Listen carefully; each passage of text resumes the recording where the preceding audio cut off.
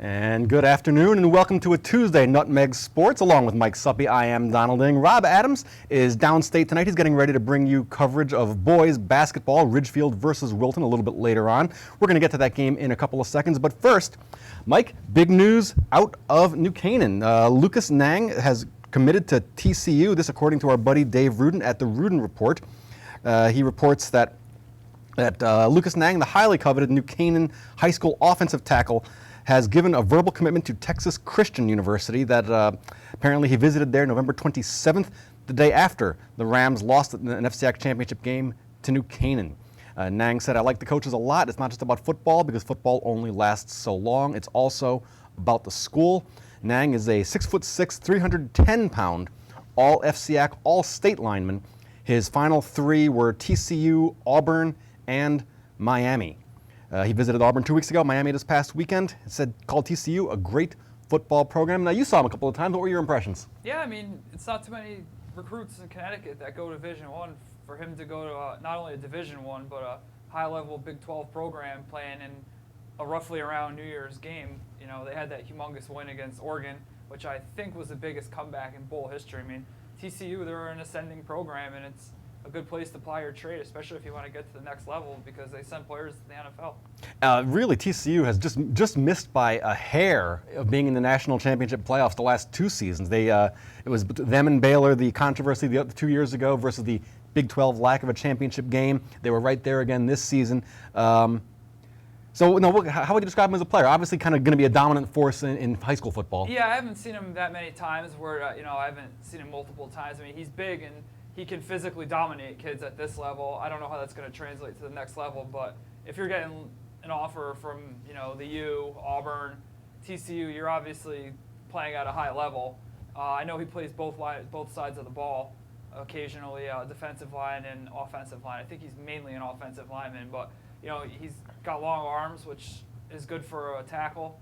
Like I said, it's hard to get a gauge on how the kids are at that size and level because they're so much bigger than the other kids, right. But I mean, you got to trust those scouts better than probably, just a lowly reporter like me watching them a couple times. Nang said TCU is a great program, a top 25 school, and great academically, so it's a win-win. He said Auburn was just too big. He didn't think he would fit in well there, and Miami is in Miami, and he thought there possibly could be too many distractions. He was a two-way player this year, helping the Rams to the Class L state championship. New Canaan coach Lou Marinelli said, "I'm ecstatic for him. I think it's a great opportunity. He's one of the most highly recruited players I've ever coached, and to see him grow up in 4 years from a freshman who was not sure about football to this year when it was hard to get him out of a game, I think his best football is still ahead of him." That, of course, as I mentioned, according to Dave Rudin of the Rudin Report, who had the story yesterday. And if you haven't seen him play, we've got video, some Lucas Nang highlights. We're going to show that to you right now. This HAN Network video is brought to you by Carl Chevrolet.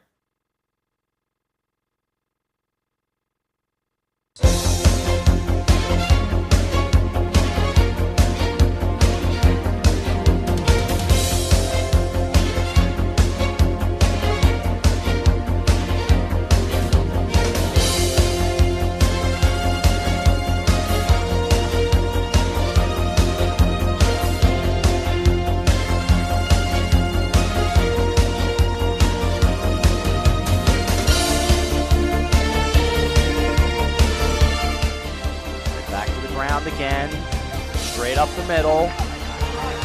Matt Cognetta brings it near side, stiff arms a man, and he gets knocked out of bounds. They'll mark him at the 46.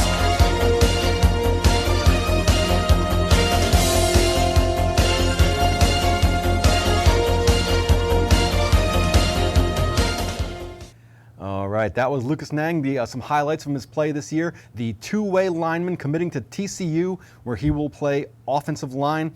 And really a great story, great program to go to. As Mike said, a program on the rise. Big-time football. Not a lot of that from Connecticut, but great to see. No, and it's interesting that Coach Marinelli said that his best football is probably ahead of him. That, that's one thing a college team looks at, especially if you're playing at, dominating at in a state where not a lot of kids go to play Division I. They want to see if whether you have your best football is in front of you, or if you're just a big fish in a small pond type thing. a growth potential of a blue chip recruit like that. And I know he was a highly regarded recruit from some of the scouting reports and stuff like that. Sure, yeah, offers from Auburn and the U. So, and so of course, as you mentioned, a small school, a big kid can dominate. Typically, when you go to a school like TCU, you redshirt a year, and then starting from now, redshirt next year, and then the season after that, a good 18 months in a Big 12 level strength and conditioning program. You never know what the kid can develop into. Yeah, plus they get him in the cafeteria too, maybe bulk him up a little bit, because 6'6", 300 pounds, he's got some room to probably get that up to maybe 340, 350 if he wanted to. That's a big kid. We go to basketball now. We mentioned that Rob Adams is downstate preparing to bring you coverage of Ridgefield versus Wilton tonight. We're getting some reports of that it could be a fun game tonight. What do you think about that? Wilton needs a win. They've got 2 losses in a row. Ridgefield, hovering around 500 as well. 2 teams that need to just get wins to keep pace in the FCAC with the likes of, a Trumbull and a Danbury, teams that are starting to pull away at the top there.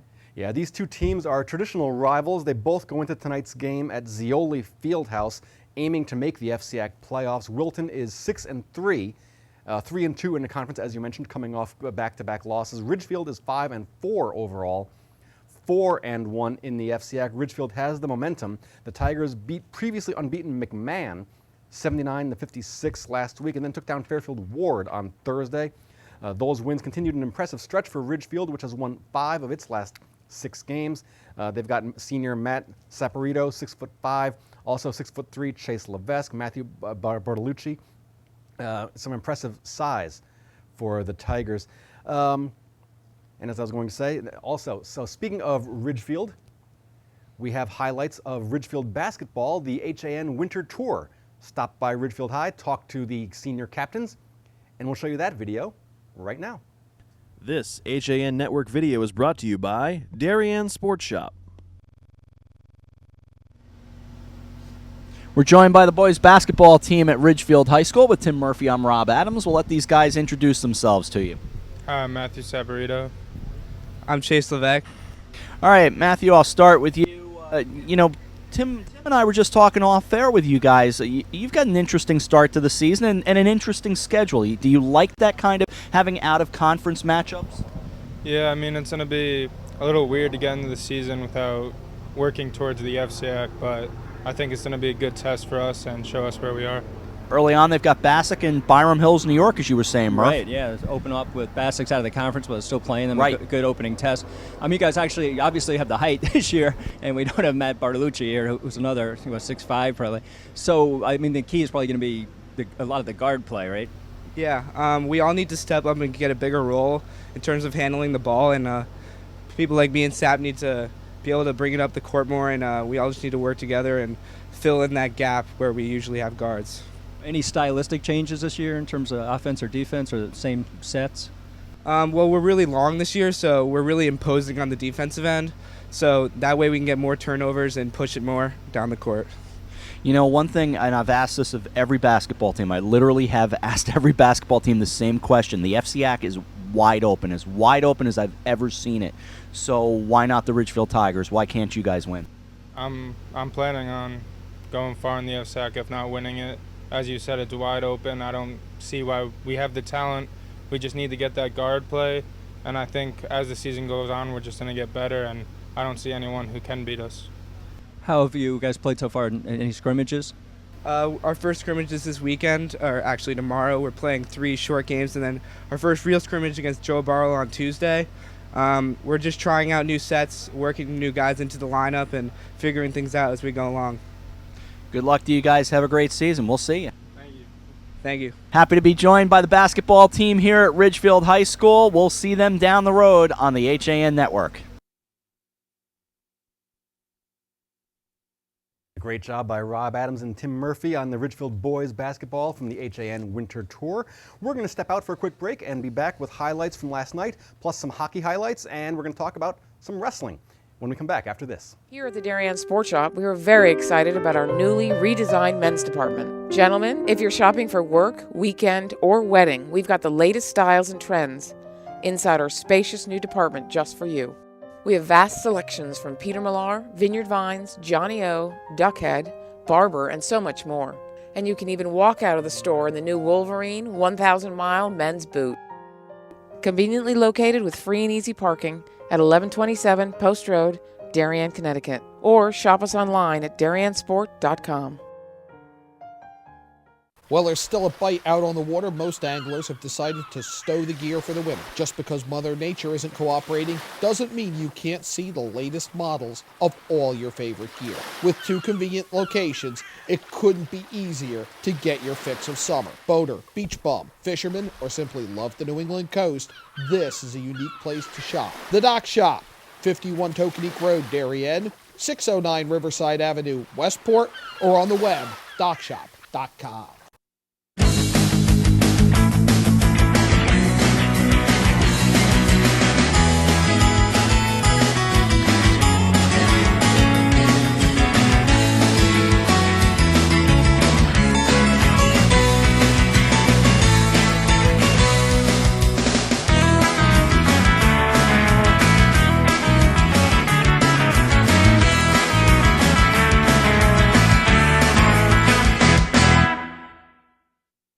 I'm Kate Chaplinsky. Join us for Coffee Break weekdays at 11 to get the latest Connecticut news, weather, high school sports, and more. News doesn't get any more local than on Coffee Break on the HAN Network. You are watching the HAN Network, and you're not alone. Nearly 500,000 viewers enjoyed our broadcasts in the first 5 months. Advertise on the network that reaches Fairfield County, Connecticut's most engaged audience. Contact Jessica Murrin, Advertising Director, at 203-273-7312 or email jessica@han.network. Welcome back to Nutmeg Sports. Donald Ing and Mike Suppe here on a Tuesday. I'm going to throw it over to Mike right now for a quick rundown of some of the results from and some of the scores from the last day, and then we're going to talk girls hockey. Mike. Well, last night, a couple of FCAC teams had non-league games. St. Joe's lost a 52-24 decision to Laurelton Hall in Milford. Laurelton Hall catching fire a little bit lately. They got back to 500 at 6-6, while St. Joe's fell to 7-5 overall. And another, formerly this used to be an FCAC game, but not anymore. Ludlow beat Harding 66-21. Obviously Harding in the CSC now. SWC Notre Dame of Fairfield beat Stratford 66-48. Interesting, Stratford's qualified for the state tournament already, the girls basketball team, for the first time, and I believe since 2001 was what we were saying before. I'm not 100% sure on that, so don't quote me. I'd have to go back and through the stacks to check that. We'll keep it between us, don't worry about it. But SCC, big upset. The West Haven High girls basketball team upset Shelton 39-35. That was a game I was at. It was a low-scoring, foul-ridden affair, but West Haven hit enough free throws down the stretch to win that one, and pinned a tough loss on the Gaelettes, who were, really could have used that one in the win column. They went into that game at 8-3, where West Haven was 1-11. So you expect that one to go in the left-hand column for them, but West Haven had other plans. Boys basketball, Immaculate High, they beat up on Weston, who had recently won their first game. Immaculate starting to pull away a little bit in the SWC for the boys. They went to 10-1 with that win, where Weston dropped to 1-9. Indoor track championships for the NVL. Derby won the boys' side. Woodland won the girls. A couple of FCAC games in hockey. New Canaan beat Trumbull 5-1. Fairfield beat St. Joe 6-3. Then in an SCC SWC game, Lyman Hall, HK, and Coggins, they beat the Milford Indians 8-3. Then we had the girls' game, where Notre Dame Fairfield foreign girls, they doubled up Trumbull St. Joe's 4-2. And I think we have some highlights for that one. Yes, we do. We have highlights of the Trumbull St. Joe's Co-op versus the foreign Notre Dame of Fairfield girls Co-op. That you saw it live on the HAN Network. We'll bring you highlights of that right now. Good evening, everyone. Along with AJ Simonowski and Shelby Vaccaro, I'm Rob Adams. Tonight, we take a look at the Trumbull and St. Joseph Eagles. They do go by the Eagles, despite being the Co-op. And the Notre Dame of Fairfield Lancers, they combined with foreign, and down to 17 to go on the power play. Across the line goes Del Salto, throws it down on net, puck loose, set on net, and they score!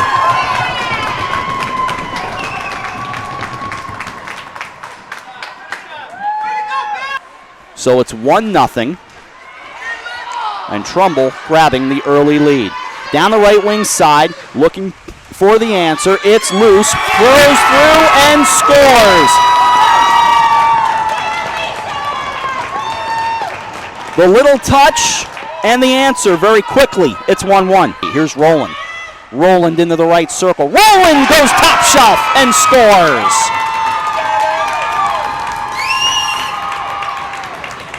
Rob, I would have to call that 52 unassisted. So first Trumbull power play of the night. Held in at the left point, goes to the far side, turned back over, and this is dangerous. And it's a 2-on-none, down on net, and she scores! Denigan took it away. It's a short-handed goal, and it's a 3-1 game. One if they can get it across. They do. Skating down left circle. Pad save made. Second try. It's not there for the Eagles and cleared out of the zone. Likely going to wind up being an icing. There's the whistle. How about the work of Rebecca Payne tonight? First time I ever get to say this, Rob. I'm actually really excited. Kick save and a beauty. Into the left corner it goes. Prezioso trying to create something.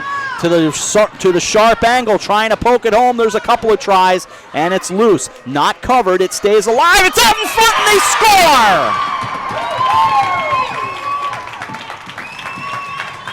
AJ, I'm thinking it was Prezioso with 2:24 to go. I think it was from her knee. I don't know how it went in. Denigan knocked out of the draw. It'll be Roland for it. Down to 10. To the far side, they'll bring it out. All the way down it goes, and in.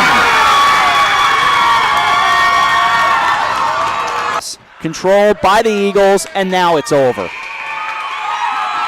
Now they can celebrate.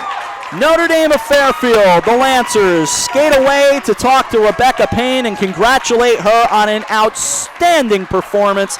The final score, 4-2. All right, that was Notre Dame Fairfield and Foreign and Trumbull St. Joe's highlights from last night. We're going to stick on the girls' side because the latest Game Time CT registered top 10 girls basketball poll is out, and our Mike Suppe has a vote in the poll.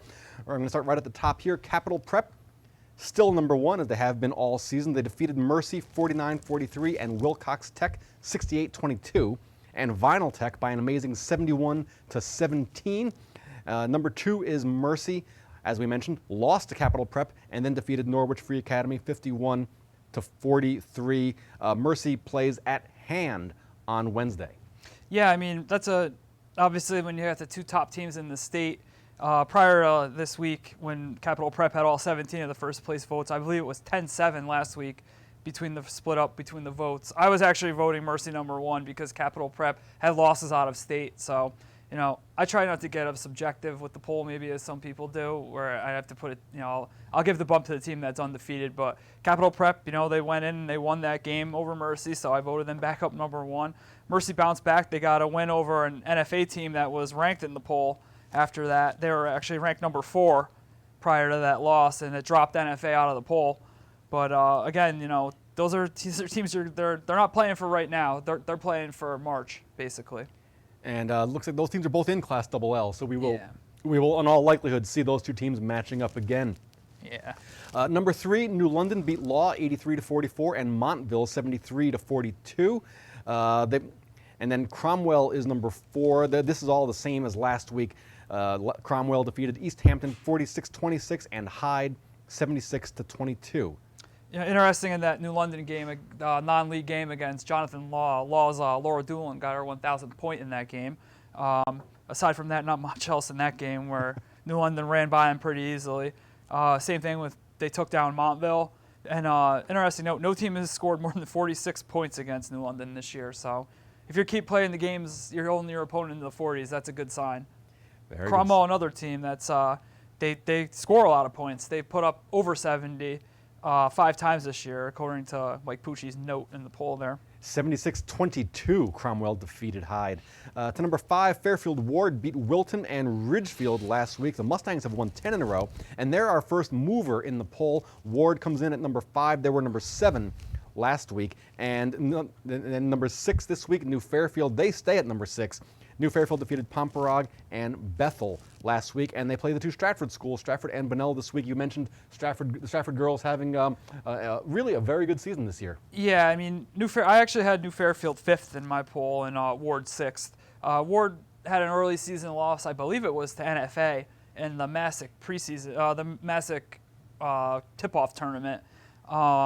Again, they're chipping their way back up. They have a big game tonight with Trumbull, which should sway some voters if they can win that. So they're a team I would denote on the rise because their only loss came very early in the season.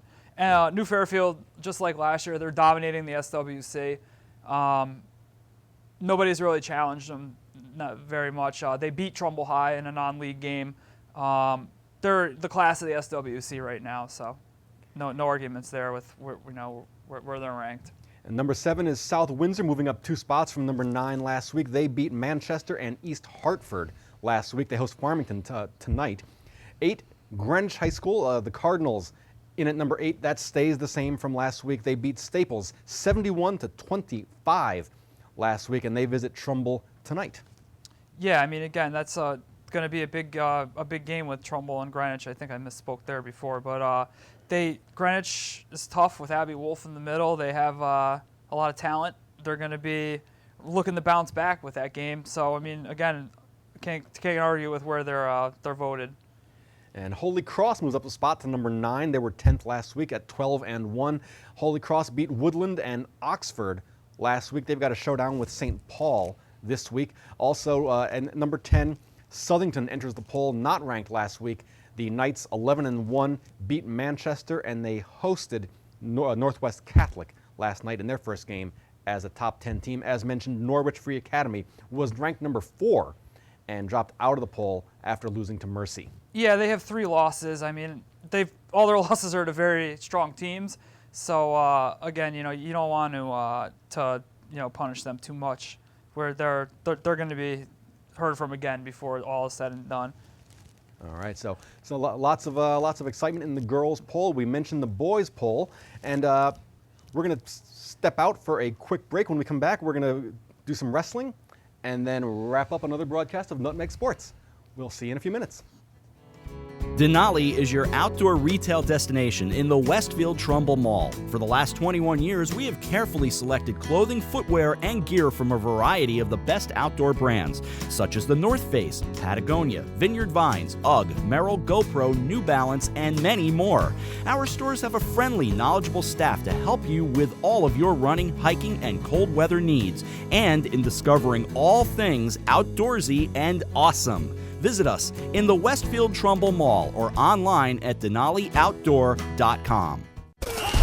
When you experience a sports injury, you want to get better and fast. Coastal Ortho Express gives you direct access to orthopedic care quickly. Their physicians are fellowship trained in sports medicine at world-class universities and are also team doctors for area football teams. For specialized personal care of sports injuries, go to Coastal Ortho Express, open Monday through Saturday in the iPark building, 761 Main Avenue in Norwalk, or coastalorthoexpress.com. Coastal Orthopedics, keeping you on the move. Do you do a lot of running around but get nowhere when you're buying a car? Visit Pamby Chrysler Jeep Dodge and Ram for the one-stop buying experience and stop spinning your wheels.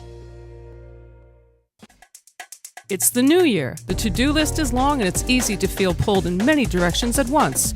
Your professional personal shoppers at Walter Stewart's are ready to check groceries off your list by shopping for you.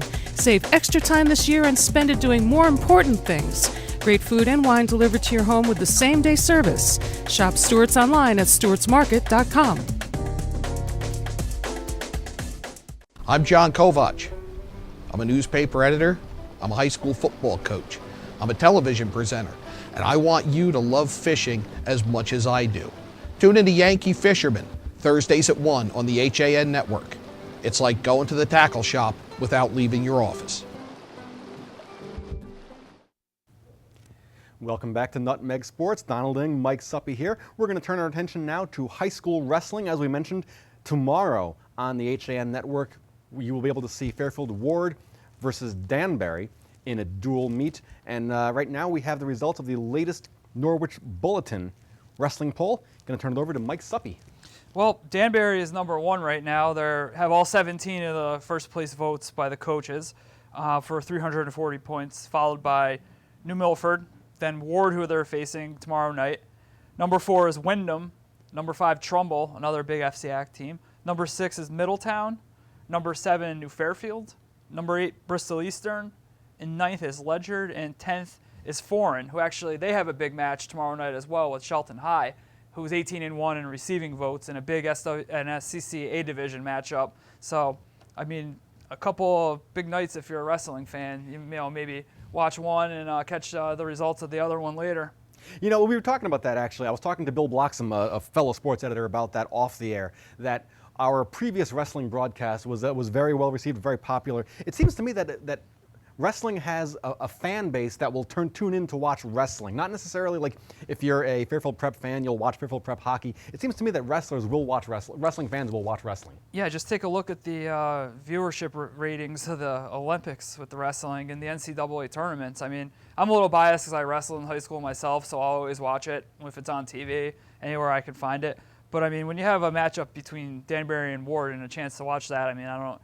If you're not doing anything, you're doing yourself a disservice by not watching it, because it's 2 of the, you know, perennial top-ranked teams in the state. I mean, you know, Danbury is obviously they are the class of the state. They just beat Mount Anthony Union of Vermont. They're a 27-time Vermont champions and the 3-time defending New England champions of the New England tournament. So Danbury, you know, it was close, but it was not, you know, narrow. They won 34-23. Over Mount Anthony, and that's why you're seeing them with all those first place votes up there with 17 votes. It's going to be a tough task for Ward to knock them off there in that matchup. But again, dual meet season, these teams are wrestling for down the line. I mean, it's good to get a dual meet win, but win, lose, or draw, the kids are going to be, you know, wrestling hard to try to improve their seeding individually for the state tournament and FCX as well. You can never go too far wrong voting Danbury number 1. All 17 coaches voting in the poll put the Hatters in the top spot. The HAN Winter Tour caught up with Danbury Wrestling and their captains during the tour a couple of weeks ago, and we have highlights of that right now. This HAN Network video is brought to you by Innovative Health and Rehabilitation. We're with the wrestling team at Danbury High School with Rocco Veluzzo. I'm Rob Adams. Let's let these guys introduce themselves to you. I'm Joey Holtz. I'm Justin Peterson. Joey, you're not the first wrestler to tell me that you like dodgeball. What is it about dodgeball that goes so well with wrestling? I don't know. It's just fun. Just a fun game. You guys like to you like to play it. Yeah. What are you looking forward to this season? Looking forward to a successful season. Team's working hard. All right. Very good, Rocco. Justin, how would you say the team's depth is from all the way from the lower weight classes all the way up to like 285? Well, for the first time in a long time, we have depth up top at like heavyweight and like 220, and we still have a lot of guys down low. We're looking pretty solid. Seems like, Justin, it's going to be a big year for you guys. You guys seem pretty confident. Would you agree? Yeah. Yeah. Yeah. How about you, Joey? I agree too. Yeah, sounds like it's going to be a good group. What's so special about this group? You know, what do you guys do to kind of keep each other going? Is there kind of a team building thing that you do? Well, we're just naturally like a family, and then we work hard, practice. Yeah. Very good. Good luck to you this year, you guys. Thank you. All right. Nice to meet Joey and Justin. Wish them a lot of luck as they get into the wrestling season. Here are the Hatters at Danbury High School on the HAN Network.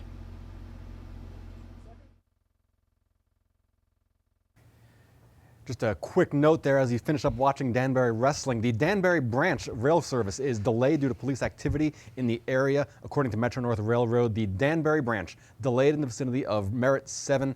Get more information on that as it becomes available. But Mike, yeah, Danbury High School. The class of Connecticut wrestling. What do they do? Is it coaching? Are the kids? Is there a youth program? I don't really know too much about wrestling. They start them off young there, and they have a great coaching program. You know, great coaches there. Coach Ricky Shook. I mean, I think 27 of the last 28 FCAC championships they've won. I mean, they have everything you need. Good youth program, great coaches. A lot of kids that come out for the team, and that's a recipe for success, for sure. And not just on the state level. I mean, national renown for them for what they've been able to accomplish over the past 30 years. And you'll get to watch Danbury Wrestling take on Fairfield Ward tomorrow in a dual meet on the HAN Network. Tune in tonight, Ridgefield versus Wilton in a boys basketball matchup with FCAC playoff championship title. Playoff, that's the word I was looking for, implications. Well, that's going to do it for us. Rob Adams returns tomorrow. I will be back on Monday. For Mike Suppe, Mario Recupero on the other side of the cameras, I'm Donald Ing. Have a great rest of the week, everyone.